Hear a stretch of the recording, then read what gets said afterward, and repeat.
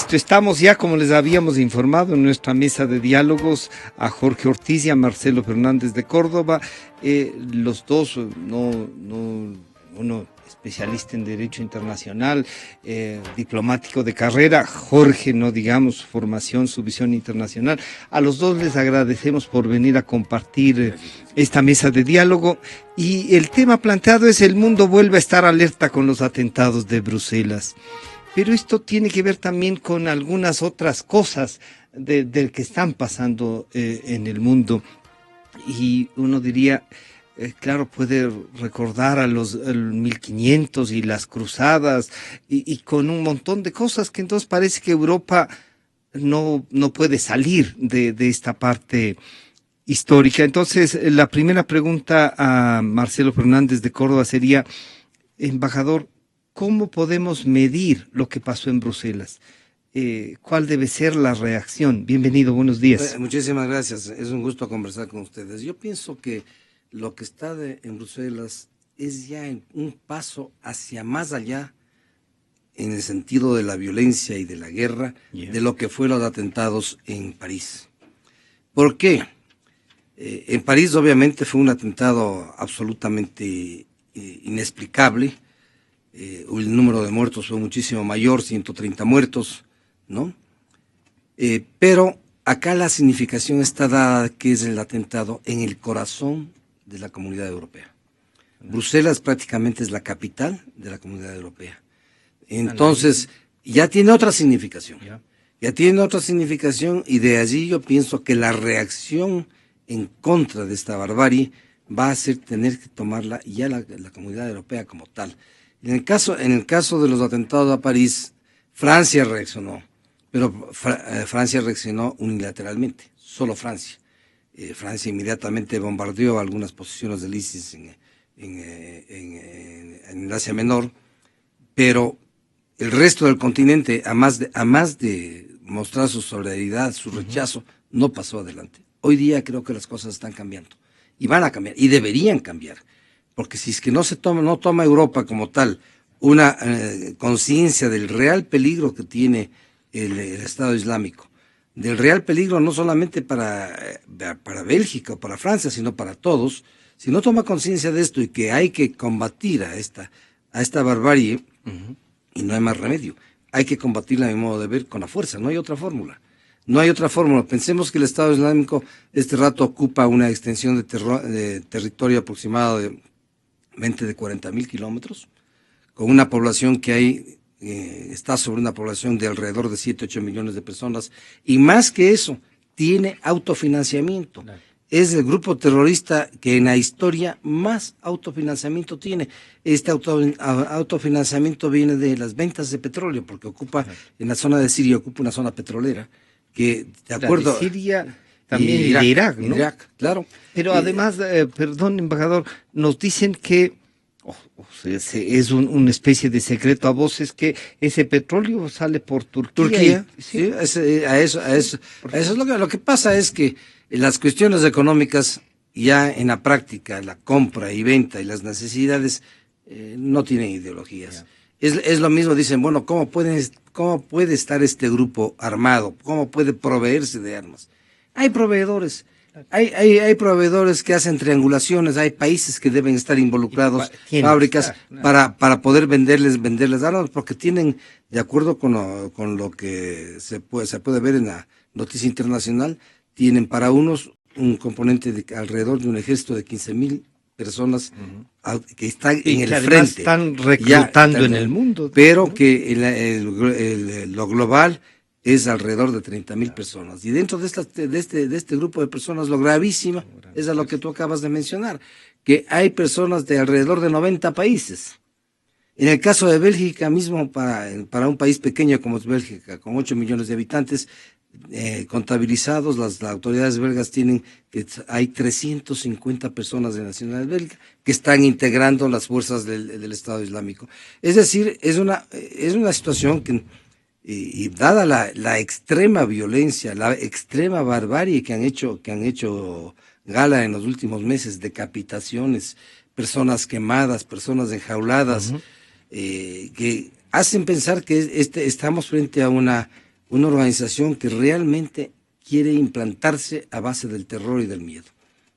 Lo que pasó ayer en Bélgica está clarísimo. Son 30 personas inocentes que no tenían nada que ver con la política ni nada. Estaban en su vida normal yendo a un aeropuerto o tomando el metro y de pronto pierden la vida.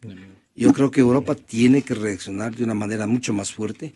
Y claro, esto va a traducirse no solamente en una reacción, una retaliación militar que va a haber. Pero va a haber, ¿no?, una... Pero, por otro lado, va a haber muchísimos más controles, porque Europa en este momento no solamente padece esto con la invasión, porque es prácticamente invasión de más de 1 millón de personas en Alemania solamente, de refugiados como consecuencia de la guerra siria, como consecuencia de la guerra con el ISIS, que están en el país, están creando una situación muy grave. Las fronteras van a tener que volverse a cerrar y los controles van a tener que volverse a dar.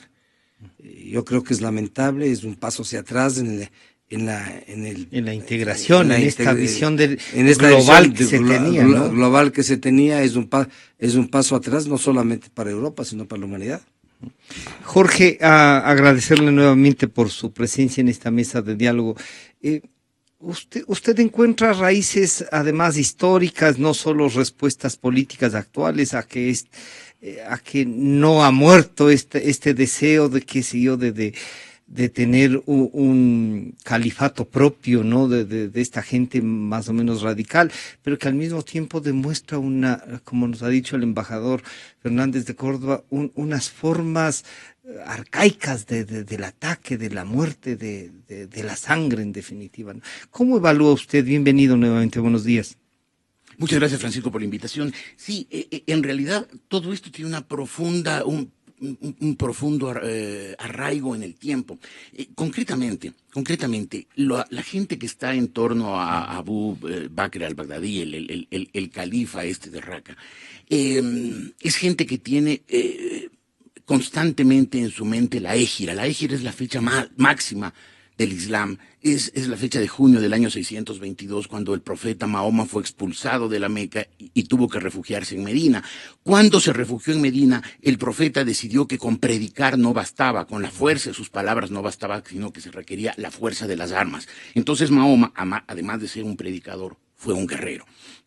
Los actuales combatientes del Estado Islámico sienten que ellos están viviendo y han adoptado las formas de las primeras comunidades, las comunidades originarias del Islam, las primeras comunidades musulmanas, comunidades guerreras, combativas. Incluso ellos tienen ellos justifican o explican esta actitud violenta, estos ataques, que no lo ven como un acto de terrorismo, sino como actos de guerra. Y esa distinción es muy importante para ellos. No es terror, es guerra. Ellos ven esta guerra como parte de la batalla final que se acerca, la batalla final de los tiempos entre el bien y el mal. Ellos, el bien; los infieles, el mal. Concretamente, ellos tienen 3 bases para pensar que así deben proceder. La primera, tienen una mitificación de los orígenes del Islam. Esto que le decía yo, la égira, el año 622, la expulsión de Mahoma de la Meca hacia Medina, su exilio. En segundo lugar, una interpretación fundamentalista de los textos escatológicos sobre el final de los tiempos. Esa interpretación fundamentalista les hace creer que tienen que tomar las armas, que ellos representan el bien. Y en tercer lugar, una proclamación de que en efecto se acerca el final de los tiempos y que ese final de los tiempos ocurrirá ahí, precisamente ahí donde está instalado el Estado Islámico. El Estado Islámico ocupa porciones aproximadamente hoy Siria, el noroeste de Siria, el noreste del Irak. Ellos según la tradición islámica, la batalla del final de los tiempos va a ser ahí en Davik, que es un lugar de Siria que queda frente a la frontera turca. Entonces, ellos están ocupando el lugar donde se acerca el final de los tiempos. Una especie de lugar sagrado, que es la Jerusalén de ellos. Más que ser un lugar sagrado, porque las 3 ciudades sagradas del Islam son la Meca, Medina y Jerusalén, precisamente. Es el lugar donde, de acuerdo a los textos, a la mitología musulmana, se consumará la batalla del final de los tiempos. Entonces ellos tienen que estar preparados para esa batalla, y todos estos estos actos de guerra que hacen contra el Occidente. Son actos de guerra para prepararse para esa batalla final y definitiva que ocurrirá ahí en Davig.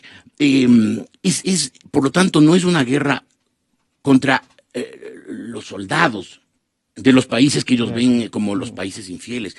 Es una batalla contra los valores y los principios de Occidente en de general, Occidente. digamos, ¿no? Es decir, estamos ni siquiera hablando del cristianismo, ni nada, ni ahí están cristianos, protestantes, todos. digamos, ¿no? la civilización La judeocristiana, civilización, básicamente, ¿no? judeocristiana. Entonces, ¿qué son cuáles? Los valores de Occidente, los valores en que se ha desarrollado esta sociedad, que es la sociedad más pacífica, más próspera. Estamos hablando de la democracia, el capitalismo, los derechos humanos, la libertad de prensa que tanto odian muchos, los derechos humanos, la igualdad entre hombres y mujeres, la tolerancia con las opiniones ajenas. Todos esos valores del Occidente, basados, que tienen una raíz judeocristiana, son los valores que esta interpretación radical del Islam, los musulmanes más duros, la consideran parte de ese mal al cual hay que una combatir desviación desde el bien. humana, ¿no? Mientras los unos promueven el desarrollo humano, los otros creen que hay que estar bajo la norma del principio religioso, de la Claro, iluminación. no conciben una sociedad laica, Claro. con respeto a los derechos de los demás, sino una sociedad teocrática en que la ley coránica más dura, la Sharia, y sus ayatolás, sus imanes, sus clérigos sean quienes administren no solamente la parte espiritual de los seres humanos, sino también su parte material. Entonces se acerca la batalla del final de los tiempos y los musulmanes más radicales, que no son la mayoría de los musulmanes del mundo, no son la mayoría de los 1.500 millones, sino una minoría, pero una minoría combativa que hoy tiene el poder. Además, en el año 2015, el Estado Islámico perdió muchos territorios. El Estado Islámico llegó a controlar en sus épocas mejores, estamos hablando de más o menos agosto de 2015, llegó a 2015, o sea, 2 meses después de la proclamación del califato, llegó a controlar unos 160.000 kilómetros cuadrados. Este momento no controla más allá de 95.000, ha perdido más o menos el 40% de sus territorios y ha perdido además la mitad de su financiamiento. Ya no controla campos petrolíferos, por ejemplo. Ya sus exportaciones clandestinas de petróleo a Turquía están muy vendidas a menos. Entonces, La propia Turquía está ya siendo observada más. claro, entonces ha tenido que llevar la guerra a otros campos de batalla. Y esos campos de batalla son el Occidente, tratando de reclutar en Occidente con chicos a los que radicaliza, lo que ya no puede reclutar en sus territorios porque están siendo bombardeados a diario. Marcelo, es esta parte de no solo de la visión con la que funciona el Islam, como de la geopolítica de estas teocracias y de este califato que está ahí inminente, y como Jorge nos describe tan bien, ¿no? Desde su conocimiento y eso. Tendrá que ver también con estas decisiones políticas como que digo, claro, ahí uno dice que renunciamos para que Irak sea lo que pasa y el ataque a Irak y el no tener un acuerdo con Bashar al-Assad en Siria. ¿Occidente ha cometido errores o cómo podríamos definir, en cambio, la política exterior de los países de Occidente frente, claro, uno diría, nos equivocamos en Irak, y digo nos para decir de Occidente en general, ¿no? Bueno, en realidad el tema, que es un tema fascinante desde el punto de vista diplomático, desde el punto de vista militar, Medio Oriente es un signo de contradicción de todo de lo imaginable. Por ejemplo, el caso de Siria. En determinado momento los países occidentales exigían la salida del presidente de Siria. Aparece el Estado Islámico y tienen que apoyarle al presidente de Siria, porque el peligro es mayor que el Estado Islámico. Renunciar a la democracia por pelear con los absolutistas. Con los absolutistas. Y claro, ahí hay un conjunto de intereses que son totalmente contrapuestos. Si miramos qué es lo que ocurre con Israel y qué es lo que ocurre con Israel y los países árabes en general, o con Israel y los grupos anti-israelitas que existen en todas partes. ¿no?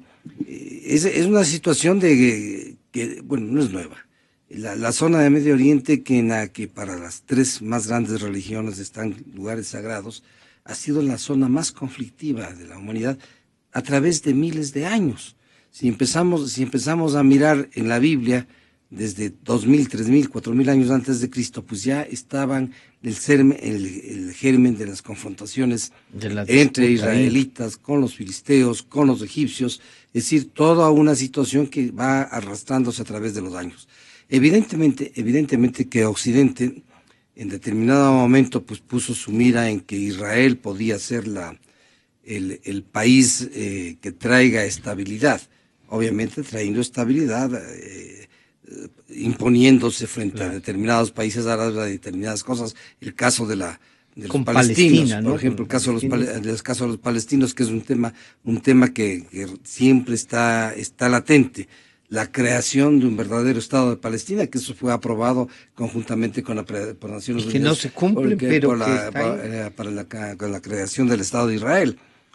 Entonces, es un tema sumamente complejo y ahora puede inclusive agravarse en muchos aspectos. No nos olvidemos de que hay unas elecciones próximas en el país del norte, en Estados Unidos, y en estos días ha habido serios pronunciamientos del candidato que está con mayores posibilidades en el lado republicano, Trump, en favor de Israel. Es decir, solamente radicándose la posición en toda el área. Bueno, hay que ver que no solamente tienen que mirar a Israel, ahora tienen el problema. Para mí el problema más serio es el del Estado Islámico, como estamos viendo, es un problema que ya a este momento sale de cualquier dimensión, que tendrá que ser tratado, y vuelvo a insistir en que Europa no puede marginarse, ¿no? Y algo va a ocurrir. Pensábamos que cuando Rusia, Putin, suspende los bombardeos al Estado Islámico, pensábamos que la situación iba a ser un poco más de estabilidad, que el Estado Islámico estaba inactivo, y de pronto estos atentados. Entonces, yo creo Lo que pasa es que se decía que Rusia, más que al Estado Islámico, estaba bombardeando a la oposición a Bashar al-Assad. Sí, lo que pasa es que ahí está hay una mezcla, ¿no? Hay una mezcla. Cómo en una ciudad se divide quiénes están con unos y están con otros.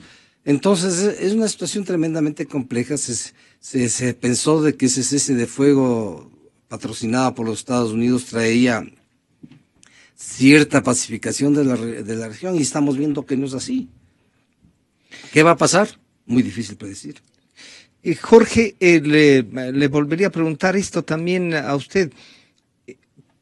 Con Saddam Hussein, con Bashar al-Assad, con el propio Muammar Gaddafi, Occidente debió tratar de otra manera.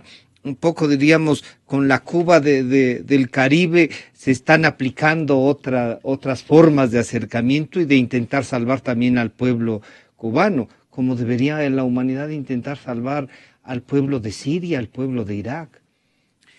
A ver, probablemente sí, viéndolo retrospectivamente, muchas de esas intervenciones armadas fueron absolutamente contraproducentes, y no solo en el mediano y en el largo plazo, sino incluso en el más corto plazo. Sin embargo, Francisco, hay que recordar que hasta hace muy pocos años, y estoy hablando hasta el final del siglo XX, las guerras, todas las guerras de la humanidad, en los 13.000 años que tenemos más o menos de historia, tenemos una historia muy corta, una prehistoria muy larga. En estos 13.000 años de historia, todas las guerras han tenido una característica, han sido territoriales, ¿no? Se lucha por conquistar el territorio donde el enemigo tiene, donde un pueblo tiene lo que el otro pueblo codicia. ¿Qué son eso? Recursos naturales, ganado, acceso a puertos, acceso a fuentes de agua, bosques, ciudades, fortalezas, incluso la mano de obra que puede ser esclavizada del enemigo, ¿no? Entonces, todas las guerras fueron territoriales. Las guerras del siglo XXI, es una guerra desterritorializada, por primera vez en la historia del hombre. Es una guerra en la que ni el un lado ni el otro se preocupan del territorio ajeno. Concretamente, el Estado Islámico cuando atacó en Bataclan el 30 de noviembre del año pasado, atacó en Turquía el sábado anterior, atacó en Bruselas ayer, no intentaba tomar territorios del enemigo. atacaba los valores, atacaba los principios, atacaba la forma de vida democrática, capitalista, respetuosa de los derechos humanos, etcétera, propia del Occidente. A su vez, el otro bando, cuando ataca al Estado Islámico, no trata de arrebatarle su territorio. El Estado Islámico ha ido contrayéndose de su momento de mayor expansión a mediados del año 2014 a su situación actual, pero no tratan de ocupar el territorio los americanos, los rusos, los sauditas, quienes sean, ¿no? Y no tratan porque en todas las guerras la artillería no basta para ganar una guerra. Tiene que, después del ataque de la artillería, atacar la infantería. Y la infantería tiene que ocupar los territorios del enemigo. Físicamente tiene que posicionarse ahí. Exacto, exactamente. Y eso no está ocurriendo. O sea, los países occidentales y Rusia lanzan la artillería, aviones, pero no meten la infantería. Porque saben que aún metiendo la infantería con todo el costo humano y político que eso significaría, aún ocupando con la infantería los territorios que hoy tiene el Estado Islámico, no está cubierto. El área de acción de ellos. Los ataques seguirán y se intensificarán en otros campos de batalla, que no son los campos de batalla ahí en los alrededores de Raqqa o de Mosul, sino que son los campos de batalla de estas guerras extrañas del siglo XXI. Son los campos de batalla de las capitales de los países occidentales, a los que no se trata de ocupar sus territorios y despojarlos, sino de doblegarlos en sus valores. En esa guerra extraña, el haber hecho como hicieron los americanos o como hicieron las coaliciones básicamente formadas por los Estados Unidos en Afganistán, en Irán, en Irak, a la larga terminan siendo contraproducentes. De hecho, en esto que yo decía antes, Francisco, de este convencimiento de los musulmanes más radicales de que se acerca el final de los tiempos y hay que prepararse. Ellos están fijándose además ya las fechas. Entonces. Claro, o sea, no tienen una fecha fija, pero dicen que, pero van diciendo, viene, se acerca, viene, está viniendo, estamos viniendo tiempos como los del año 622. Hubo dos elementos que de alguna manera configuraron el clima en el cual ellos se convencieron de que se acerca el final de los tiempos. El uno, la ocupación americana de territorio, o sea, la llegada de infieles a sus territorios santos, a los territorios de la Mesopotamia, y por otro lado, la guerra civil siria. Todo eso les convenció o permitió a los clérigos más radicales de que hay un momento decisivo en la historia de la humanidad, en la historia de esta lucha entre el bien y el mal, encarnado ellos el bien, los infieles el mal. Y entonces no es una guerra territorial. Entonces, cuando se plantea ¿y qué se puede hacer para derrotar al Estado Islámico? Nos metemos en un conflicto. Hace exactamente 100 años, 1916, en plena Primera Guerra Mundial, los estados mayores de todos los países que estaban en guerra decían, ¿y ahora qué hacemos? Porque estaban utilizando en esos 2 primeros años de la Primera Guerra Mundial las mismas estrategias militares de las guerras napoleónicas, que eran grandes cargas de infantería, absolutamente inútiles para las nuevas armas. Totales, claro. Entonces, ¿cómo diseñamos un nuevo tipo de guerra? Hoy está pasando lo mismo. Yo creo que los altos mandos militares de los países de punta están diciendo cómo enfrentamos a un enemigo que no esté en ninguna parte. Porque que esté en Raqqa o que esté en Mosul no significa que esté físicamente. Sus fuerzas combatientes están en otro lado. Están al lado de su casa o al lado de la mía. O en medio de Londres o de Nueva York o de París o como vimos ayer de Bruselas. ¿Cómo se combate a personas que llevan una vida común, que no son combatientes armados, que no están uniformados, pueden atacar y que no intentan ocupar mi territorio, sino intentan destruir mis valores? Complicadísimo. Claro. Esto nos dice Federico Gaón, un analista internacional, que nos habla de cómo está penetrado a Europa de islamistas, ¿no? Más allá de lo que sucedió con Charlie Hebdo y la Sala Bataclan, en estos momentos se dice que existen cédulas del Estado Islámico y de grupos yihadistas, podríamos decir infiltrados en la sociedad, especialmente en los barrios marginalizados, donde hay una importante mayoría árabe, y eso desde luego es muy difícil de controlar. Porque el Estado, estamos hablando por supuesto del Estado secular, no tiene presencia en las mezquitas u otras instituciones culturales y religiosas en donde se cree que hay muchísimo mensaje extremista que coopta especialmente a los jóvenes. Y ese es un gran problema aquí.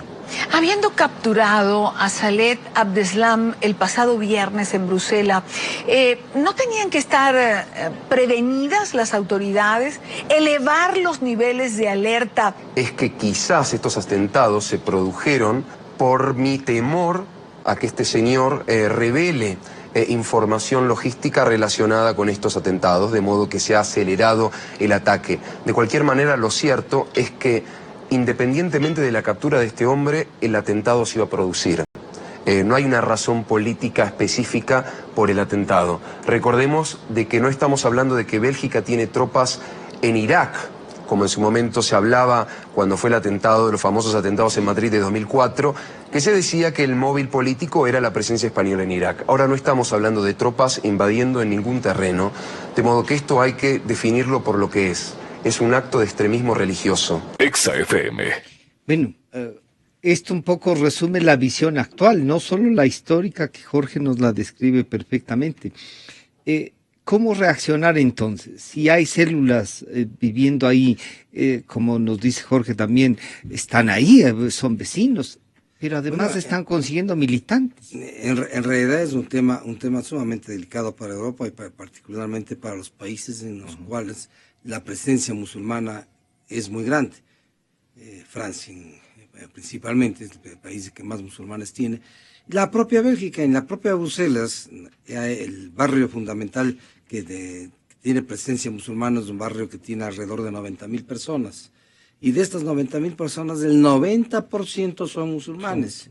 Y todos los que han intervenido en los ataques en París, y posiblemente los que intervinieron ayer, salen de este barrio. ¿Cómo controlar eso? Sumamente difícil. De ahí que la única medida que a mí se me ocurre, que las fronteras europeas van a ser muy difíciles de aquí en adelante para las personas que vienen del área musulmán, simplemente por una reacción con todos los países, una reacción generalizada, porque no pueden distinguir. Y realmente cuando Jorge habla de que esta es una nueva guerra, es una nueva guerra. No hay frentes, no hay batallones, hay simplemente terroristas y que matan y crean el terror, crean la angustia y traen la muerte. Y que pueden estar hoy día en París, el día de mañana están en Bruselas y pasado mañana pueden estar en Madrid. Entonces, es un tema que atenta realmente y pone a la seguridad internacional, a la seguridad de todos los países europeos y de todos, les ponen alerta. El caso de Bélgica, lo que ocurrió ayer, parecería, de acuerdo con informaciones, que todo estaba dado para que se produzca en Bélgica, que quizás las fuerzas de seguridad belgas no reaccionaron con la velocidad que debían haber reaccionado ante las situaciones de alarma que había.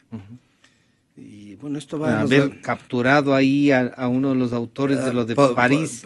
Bueno, en el caso está muy claro que en el caso de los dos hermanos que ponen las bombas en el aeropuerto, la policía belga tenía noticia de ellos, no por terroristas, pero sí ligadas a delitos comunes y a las células que están funcionando en estas partes.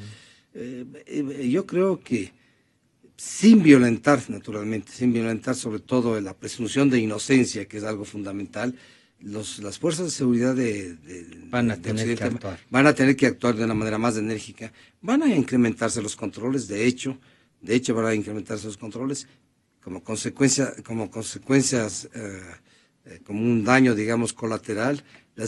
Los países europeos van a negarse a recibir más musulmanes, más refugiados, que además de estos problemas que estamos viendo, trae otros problemas. La situación de los refugiados en Alemania mismo en este momento es un grave problema para Merkel, que no sabe por dónde salirse, y ha hecho que su popularidad descienda radicalmente. Entonces es un tema muy complejo, que no hay una solución única, no hay absolutamente.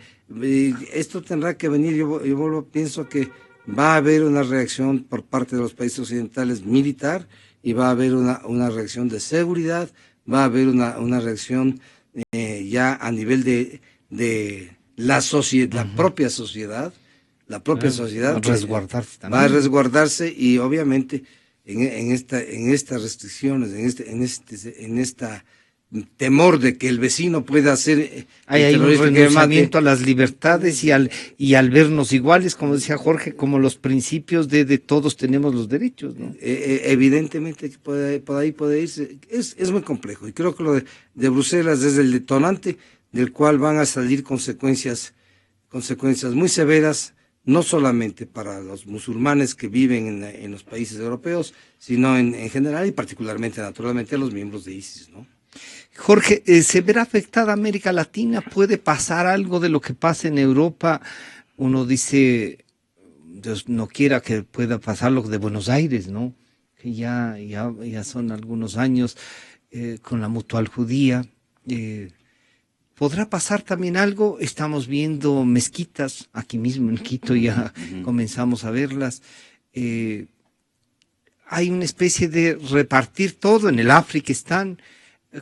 ¿Puede afectarnos y podría reproducirse el panorama europeo en América Latina? No lo veo probable porque aquí en los países de América Latina no hay concentraciones de población musulmana suficientemente significativas como para pensar que ahí estén surgiendo grupos radicales que del radicalismo conceptual pasen a la acción armada. Sin embargo, por esto que yo decía, Francisco, de las guerras del siglo XXI, estas guerras desterritorializadas, como no hay campos de batalla por donde avancen o retrocedan las legiones y los ejércitos, pues es posible que se pueda llevar la guerra a cualquier otra parte.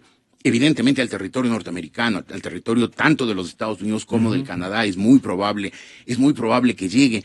Pero América Latina lo veo bastante más improbable. En el África sucedió porque hay países africanos con altas concentraciones de población musulmana. Entonces, claro, los países que más violencia hemos visto, como Nigeria y como Malí en la zona subsahariana, y en el norte, pues todo el cinturón mediterráneo que es el del Magreb, ¿no? Que tiene claro, ahí que es musulmán absoluto.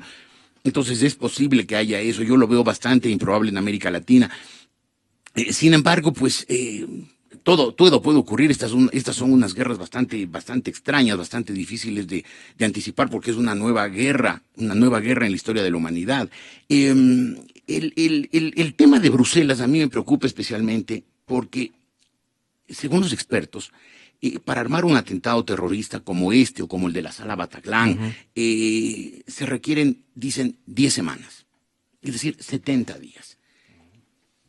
Lo cual demuestra que el atentado de ayer en Bruselas no fue un atentado organizado y armado a partir de la captura del último terrorista de Bataclan, sino que estaba listo, porque no lo pudieron armado en 72 horas. Necesitan 72 días para armar un ataque como este.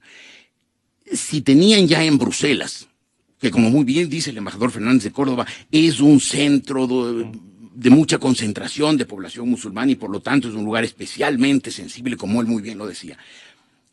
Pero si es que tuvieron ya un atentado listo, una célula organizada con sus explosivos, con su logística, con su plan, con sus movimientos específicos, armadito, y lo lanzaron a los 3 días de lo ocurrido, ahí mismo en Bruselas, quiere decir que es probable que tengan células ya listas para atacar, que pueden dar un atacado en cualquier ciudad de Europa.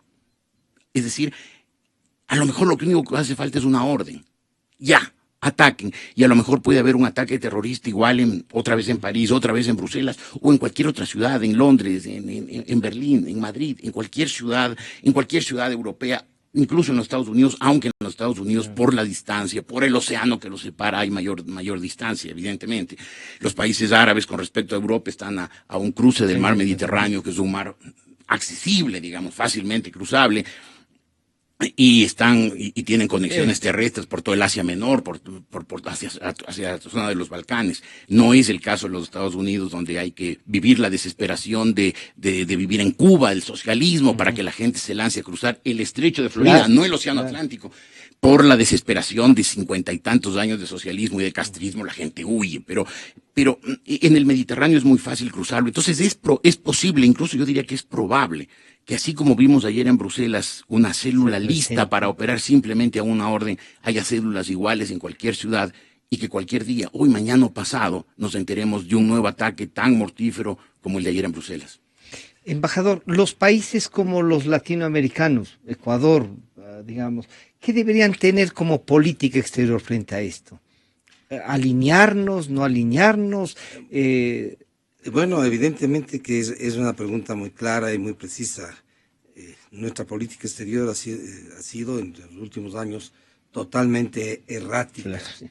Totalmente errática. En algún momento votamos a favor del presidente Siri, por ejemplo, para poner un ejemplo. Yo creo que la política exterior ecuatoriana tendría que tener una claridad conceptual del problema, una claridad absoluta que este es un problema con el cual todos los países que defienden a los grandes valores, como acaba de decir Jorge Ortiz, tienen que estar alineados en esto.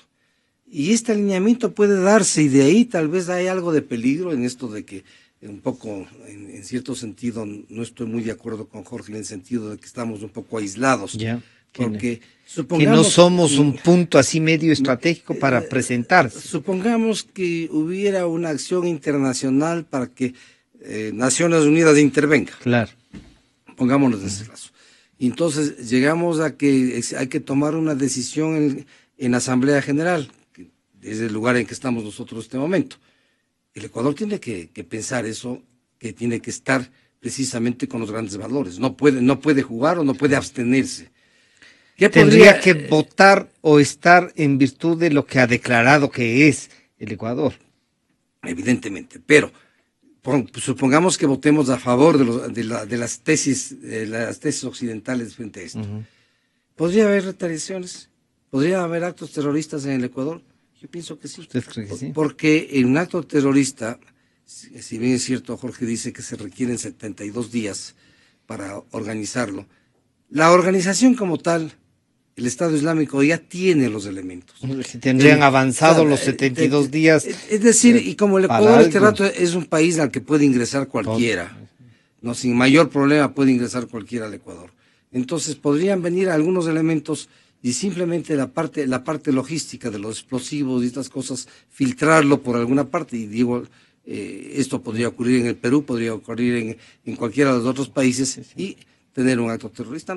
Muy bien mencionada por ti el tema del ataque a la central israelita en Buenos Aires, ¿no? Que fue desastrosa. Ahí me parece que hubieron alrededor de 100 muertos, ¿no? Y que hasta ahora seguimos buscando quiénes fueron los culpables. Y se dice que hay ministros en algún país de estos. No, entonces, ¿cómo pudo montarse ese ataque terrorista en un país que está tan lejos de todo el pero que significa entramado? Tanto en cambio en la colonia judía, ¿no? La colonia judía, ayer fue la colonia judía, otro atentado puede ser como reacción a una posición. Yo creo que hay que mantener las alertas, hay que mantener la precaución. El Ecuador, yo siempre he sostenido que está muy bien que nos abramos al mundo, pero que tengamos cuidado quienes vienen. Cuando se aprobó lo de la ciudadanía universal, se abrió el país sin beneficio de inventario. Y estamos pagando las cosas. Y claro, también eso nos ha traído, ha traído algunos problemas. Entonces, yo creo que hay que meditar en eso. No quiere decir que nos cerremos, sino simplemente que controlemos. Que realmente sepamos quién viene, cuáles son sus antecedentes, y obviamente habrá personas que no pueden entrar porque pueden constituirse eventualmente en peligro para los ecuatorianos. Eso es fundamental, y que hay que recuperar una política clara, precisa, y no simplemente de grandes enunciados o de posiciones ideológicas que no nos conducen en la vida práctica, sino que pueden llevarnos a una tragedia. Jorge, para concluir entonces, la posición ecuatoriana, esto de que deberíamos, a ratos nos parece distante, y otros ratos uno dice, no es tan distante, o sea, hay un ecuatoriano herido, o sea, el mundo se volvió global y a veces lo ideológico no termina por abrir ese paso. Claro. ¿Cuál debería ser la actitud?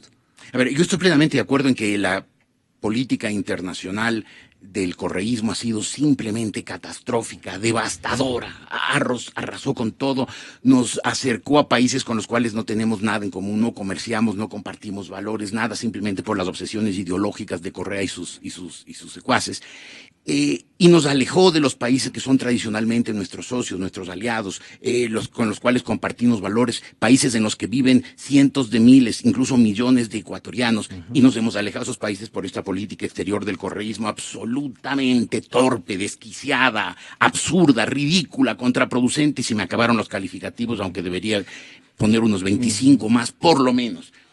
Sin embargo, cuando yo decía que es poco probable que llegue la guerra, aquí lo veía desde un punto de vista estratégico, es decir, es obvio que con esta política tan ridícula de abrir las fronteras y desquiciar nuestros controles, puede entrar cualquiera. El problema es para qué van a entrar y para qué van a poner una bomba. Aquí está muy clara la estrategia del Estado Islámico y de las organizaciones. ¿Cuáles son los puntos atacan el corazón, tratan de atacar los puntos neurálgicos del Occidente, de los valores, de los principios y de la forma de vida de Occidente. Por eso no solamente atacan en las grandes ciudades, sino que además, y esto es importantísimo, atacan en los medios de comunicación. Los ataques son en el tren subterráneo de Londres, en el tren subterráneo de Moscú, en la estación de trenes, la estación de Atocha de Madrid, en los aeropuertos. Es decir, trata de atacar los lugares donde esa sociedad capitalista, eficiente, productora de riquezas, mejor se expresa, que es la rapidez de su economía, el vértigo de su economía productiva, rápida, generosa. Entonces, estratégicamente atacar en Quito, en Lima o en Honduras no tendría mucha lógica, aunque insisto, en estas guerras desterritorializadas tan distintas a todas las anteriores puede ocurrir cualquier cosa. Descartar. Pero además creo que no se puede comparar lo de Buenos Aires, lo del ataque a la Mutual Judía. Primero porque fue otra rama del Islam, era el Islam chiita, no el Islam sunita. Al-Qaeda y el Estado Islámico pertenecen al Islam sunita, que está en guerra con el Islam chiita. No son simplemente dos ramas como pueden ser el catolicismo romano y el catolicismo ortodoxo. No, son dos ramas enfrentadas, conflictuadas y que tienen 14 siglos de conflictos desde el día mismo en que murió el profeta Mahoma. Y por otro lado, el ataque a la Mutual Judía no fue de una banda, de un grupo armado del Islam chiita, fue el Estado iraní. O sea, hoy dudar de que eso ocurrió es prácticamente absurdo. Se sabe que Irán, o los servicios de inteligencia de Irán, o los sectores más radicales del Consejo de la Revolución iraní estuvieron detrás del ataque. No fue una banda armada. Por lo tanto, pensar que el Estado Islámico puede tener la idea de llevar la guerra a América Latina, se lo ve hoy difícil. No se ve una lógica. Insisto, no se ve una lógica. Lo que pasa es que estamos viendo desde el occidente, visto desde el oriente, cualquier lógica puede ocurrir. Pero en principio no tendría sentido. Veamos que la Primera y la Segunda Guerra Mundiales, las dos grandes guerras del siglo anterior, y la Guerra Fría, si se quiere también, no llegaron a librarse, habiendo sido mundiales, no llegaron a librarse en América. Lo más cercano que ocurrió fue en el Río de la Plata, cuando el famoso submarino alemán, el Graf, fue hundido frente a la bahía de Montevideo, frente a las costas de Montevideo. Pero siendo guerras mundiales no llegaron a América Latina. Esta guerra, que no es una guerra mundial, es una guerra, pero es una guerra América Latina limitada. Tomó posiciones, como decíamos frente a la guerra. Y eso que tomamos posiciones, exactamente. No habría motivo para que estamos librando otras. Pero en todo caso, lo que está atacado, más que nuestro territorio, porque tampoco está atacado el territorio de Inglaterra, de Francia o de Alemania. Están atacados los valores fundamentales de estas sociedades, la democracia, los derechos humanos, el capitalismo, la igualdad entre hombres y mujeres, la tolerancia, la libertad de expresión, la libertad de prensa, el periodismo independiente. Todos esos valores están siendo atacados por el Estado Islámico en Europa. El momento que atacan esos valores, y aunque el Ecuador hoy esté viviendo una época triste en que todos esos valores básicos de la civilización, ¿no?, han sido trastocados por el despotismo correísta. Sin embargo, esos valores prevalecerán también en el Ecuador. El correísmo terminará, esperemos que termine pronto, y será olvidado y lanzado al basurero de la historia como corresponde. Y rescataremos esos valores. Y entonces, del momento que esos valores son atacados en París o son atacados en Bruselas, también están siendo atacados nuestros valores, aunque no sea atacado nuestras tierras. Embajador, Sí, yo simplemente quiero hacer un comentario muy corto. Sí, por favor. Decimos, no existe lógica. Pero es que todo lo que ocurre en torno al terrorismo no tiene lógica. No tiene una lógica posible que haga predecir las acciones. Son como mecanismos de hacer Son mecanismos presencia. que se disparan de acuerdo con las circunstancias, de acuerdo con la omnímoda voluntad, en este caso, del califa que tiene que saber qué es lo que está pasando en el Estado Islámico. Y yo creo que el prevenir no está mal. Ya. El estar listos ante una eventualidad no está mal. El ejercer controles no está por demás. No está por demás. No podemos decir, no nos va a tocar a nosotros, porque el día menos pensado, Dios no lo quiera, pues pueda ocurrir eso, ¿no? Y sí estamos lejos, evidentemente estamos lejos. Es muy cierto que los grandes conflictos mundiales no nos han llegado directamente, pero el mundo está cambiando. La globalización hace que las cosas sean de una manera diferente. Y claro, esta no lógica occidental podría pasarnos. Puede pasar. Esta gente no opera con lógica. No opera con lógica, que es una guerra, que es guerra y no es guerra, porque no hay frentes, no hay ejércitos. Hay simplemente gente que crea el caos en cualquier parte en virtud de una visión. El tema es crear el caos. El tema es, y en esto coincido perfectamente con Jorge, atacar a los valores de la civilización occidental, que son parte nuestra. También, claro. No tenemos que olvidarnos de eso, a pesar de que algunos valores estén este rato dejados de lado, lamentablemente. Poco maltrechos, pero están ahí. Pero están ahí. Sí, para recuperarlos. Entonces, yo creo que hay que mirar esto. Yo creo que el Ecuador debe estar en contra de estos actos y tiene que tomar ciertas medidas de precaución que nunca está de más. Yo quiero agradecer a Jorge Ortiz y a Marcelo Fernández de Córdoba, que han compartido no solo su visión, sino su análisis permanente. Gracias por acompañarnos, y enseguida estará ya con nosotros Hugo Coronel, presidente de la Cámara de Comercio Ecuatoriano Canadiense. Muchas gracias nuevamente. Enseguida volvemos.